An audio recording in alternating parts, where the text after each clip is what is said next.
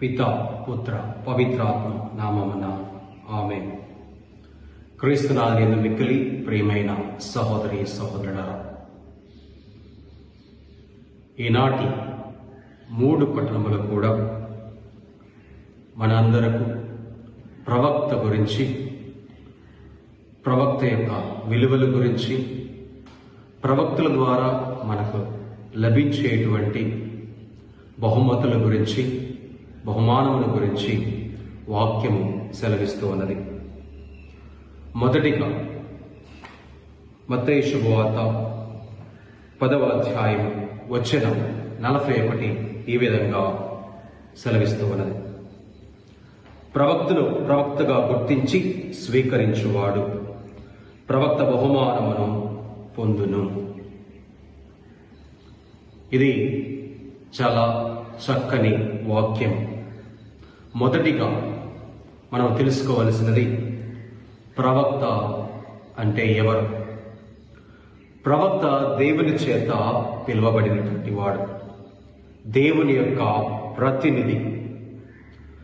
దేవుని కోసము ఎల్లవేళలా తన మనస్స వాచ కర్మేణ దేవుని లగ్నము చేసి దేవుని కోసం అనిత్యము జీవించేవాడు.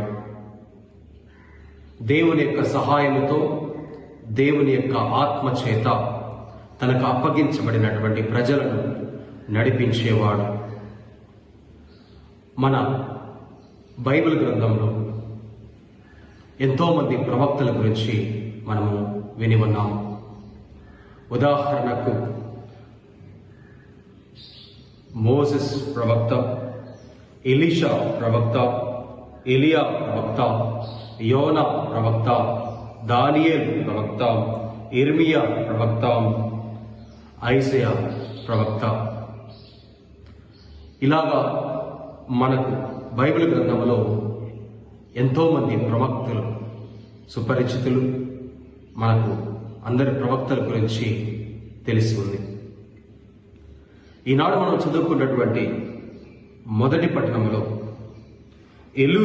ఎలీషా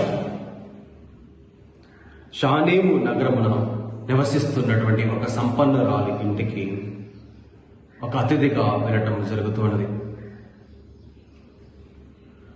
సంపన్నురాలైనటువంటి ఆమె ఎలీషా ప్రవక్త, ఆయన నిజముగా దైవ సేవకుడు, దేవుని యొక్క ప్రతినిధి అని గమనించి ముసలివాడైన తన భర్తతో చెప్పి వారికి ఒక అతిథి గృహము ఏర్పాటు చేయటం జరుగుతూ ఉన్నది. ఈ అతిథి గృహము పూర్తిగా ఆ ఎలీషా ప్రవక్త తన యొక్క వాసము కోసమై, తన యొక్క నివాసము కోసమై ఏర్పాటు చేయబడినది.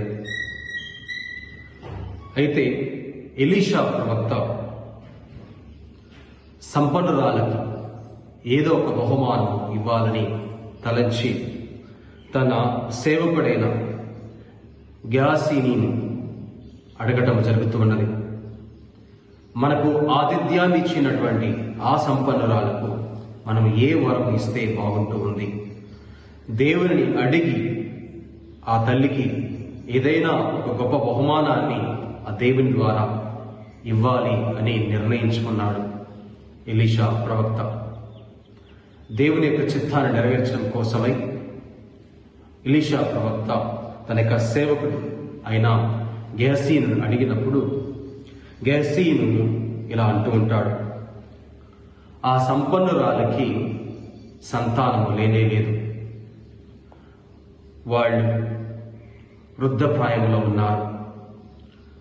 మనము గనక వారికి సంతానాన్ని ఆ దేవుని యొక్క వరము చేత ప్రాప్తి కలిగింపచేస్తే వారు దేవుని యందు సంతోషిస్తారో ఆనందిస్తారో అని గెహజీను ఎలీషా ప్రవక్తకు చెప్పడం జరుగుతున్నది.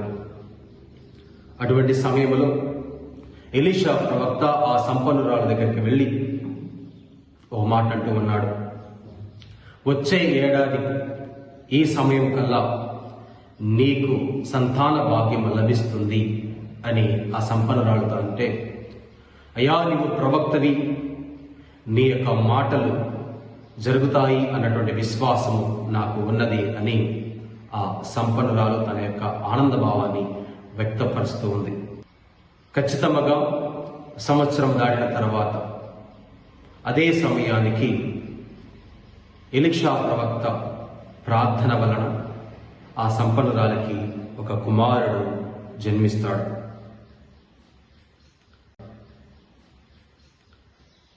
ప్రవక్త అన్నటువంటి వాడు తన యొక్క జీవితంలో తల్లిదండ్రులను వదిలిపెట్టాలి అని, భార్యా బిడ్డలను వదిలిపెట్టాలని, ఎటువంటి సంతానము ఉన్నా సరే వాటన్నిటిని కూడా విడిచిపెట్టి దేవుని అనుసరించాలి అని ఈనాడు మనం చదువుకున్నటువంటి సువిశేష పట్టణం తెలియజేస్తూ ఉన్నది. ప్రవక్త దేవుని యొక్క ప్రతినిధిగా తన యొక్క శిలువని ఎత్తుకొని అనుసరించాలని యేసుక్రీస్తు ప్రభు మనకు ఈనాడు వాక్యము ద్వారా సెలవిస్తూ ఉన్నారు. ఎవరైనా తన యొక్క శిలువను ఎత్తుకొని అనుసరింపని వాడు నాకు యోగ్యుడు కాడు అని వాక్యము సెలవిస్తూ ఉన్నది. దేవుని యొక్క ప్రతినిధి, దేవుని చేత ఎన్నుకోబడినటువంటి దైవ సేవకుడు తన ప్రాణమును సహితం లెక్క చేయకుండా దేవుని అనుసరిస్తూ దేవుని యొక్క బాటలో నడుస్తూ దేవుడు చూపించేటువంటి మార్గములో తనకు ఎదురైనటువంటి ఒడిదుడుకులను ఎదుర్కొని తనకు అప్పచెప్పబడినటువంటి ప్రజలను సుమార్గములో నడిపించే వాడే నిజమైన దైవ సేవకుడు.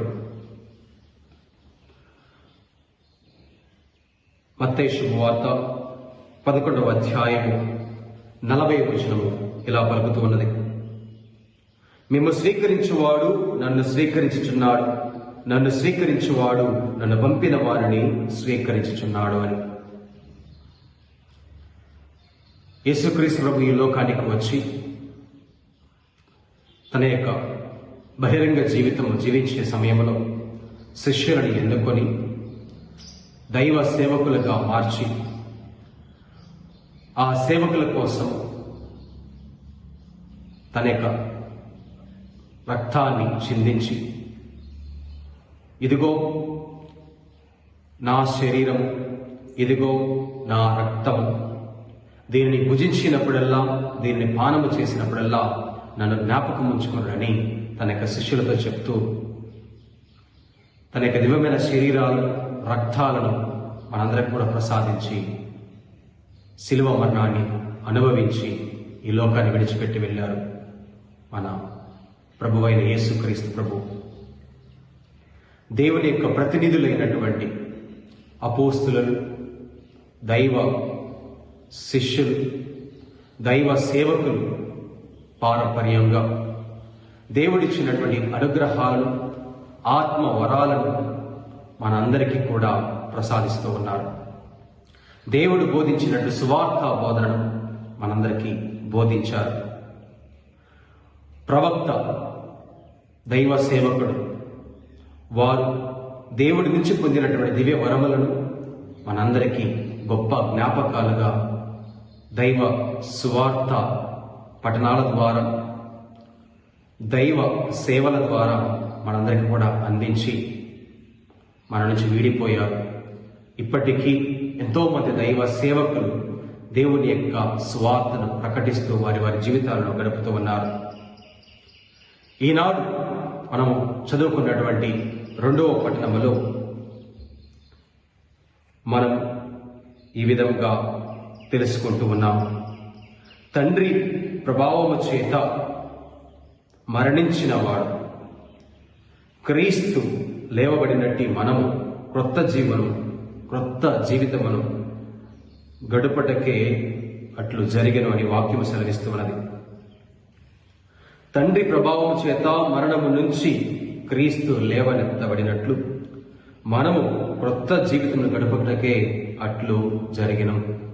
అనగా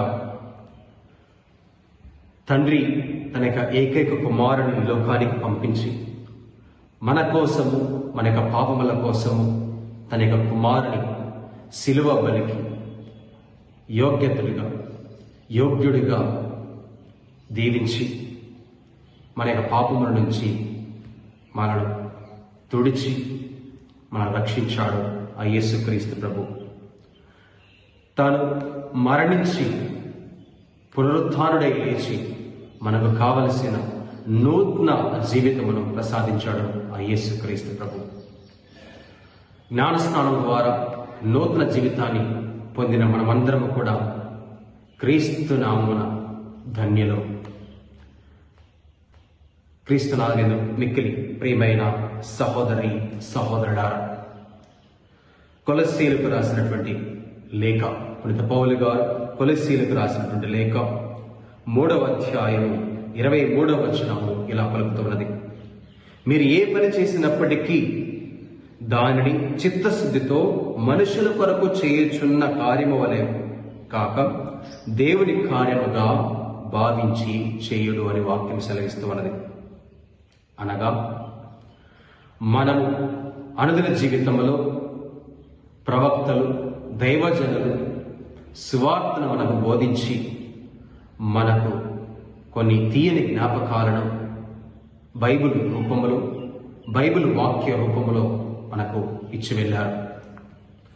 మనం మన అనుదిన జీవితంలో ఏ కార్యము చేసినా సరే దేవుని తలంచుకోవాలని, చిత్తశుద్ధి కలిగి ఉండాలని, మనము తోటి వారి కోసం చేస్తూ ఉన్నామని కాకుండా, దేవా నేను నీ కోసము నా జీవితాన్ని సమర్పించుకొని నా యొక్క జీవితాన్ని తోటి వారికి అంకితమనర్చుకొని జీవిస్తున్నాను అన్నటువంటి భావాన్ని కలిగి జీవించడానికి ప్రయత్నం చేద్దాం.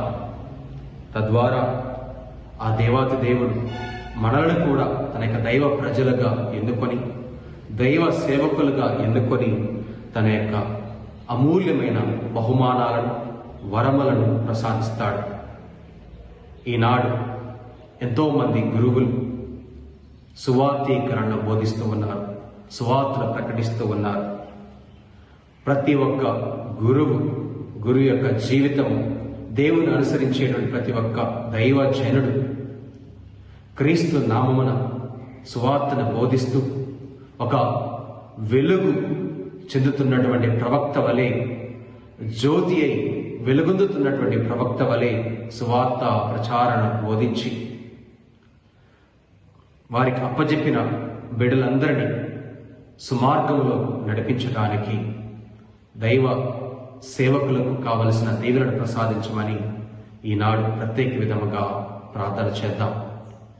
దైవ సేవకులను అనగా ప్రవక్తలను మరెందరినో ఆ దేవాతి దేవుడు ఎన్నుకొని వారందరినీ సరైన మార్గంలో తనను పోలి జీవించేలాగా దీవించి ఆశీర్వదించమని, తన యొక్క సువార్త ప్రచారణ నలుదిక్కులా చాటి చెప్పడానికి కావలసిన ధైర్యమును, పరిశుద్ధ ఆత్మను, శక్తిని, బలమును ప్రసాదించమని ఈనాడు ప్రత్యేక విధముగా ప్రార్థన చేద్దాం.